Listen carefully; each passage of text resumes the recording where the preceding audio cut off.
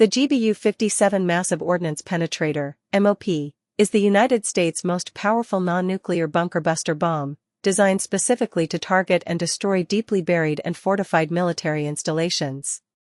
Developed by Boeing for the U.S. Air Force in response to the growing threat of hard and deeply buried targets, HDBTs, in countries such as Iran and North Korea, the weapon represents a significant leap in precision deep strike capability.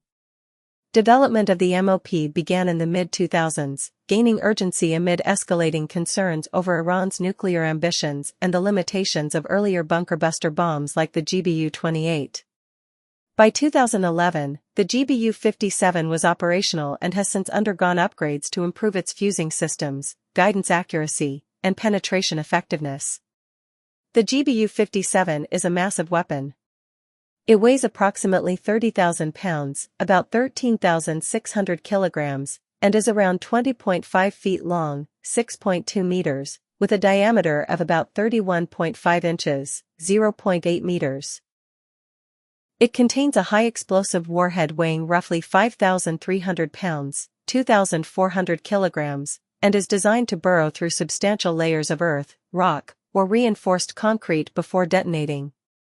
It can reportedly penetrate up to 60 meters, 200 feet, of reinforced concrete or deeper through soil and rock, depending on the composition. Its guidance system combines GPS with an inertial navigation system, INS, allowing for high-precision strikes even in environments where GPS may be jammed or degraded. The bomb is carried exclusively by the B-2 Spirit stealth bomber, as no other aircraft in the U.S. arsenal can handle its weight and size while maintaining the operational stealth needed to enter heavily defended enemy airspace. The B-2's radar evading capabilities are essential for missions against advanced air defense systems like those deployed by Iran, including the Russian-made S-300 surface-to-air missile system. Iran's nuclear program consists of multiple facilities, but the most significant in terms of difficulty and strategic threat is the Fordow fuel enrichment plant, located near Qom. This facility is built inside a mountain, buried under what is estimated to be 80 to 100 meters of rock and reinforced concrete. Other important sites include the Natanz enrichment complex, parts of which are underground but not as deeply buried as Fordow, and facilities at Isfahan and Iraq which are fortified but more vulnerable to conventional airstrikes.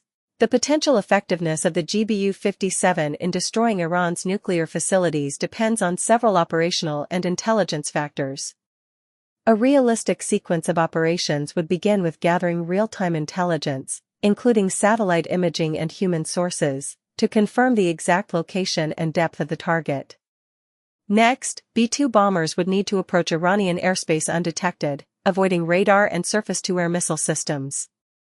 Upon reaching the target, the MOP would be released and guided to its designated aim point using GPS and INS.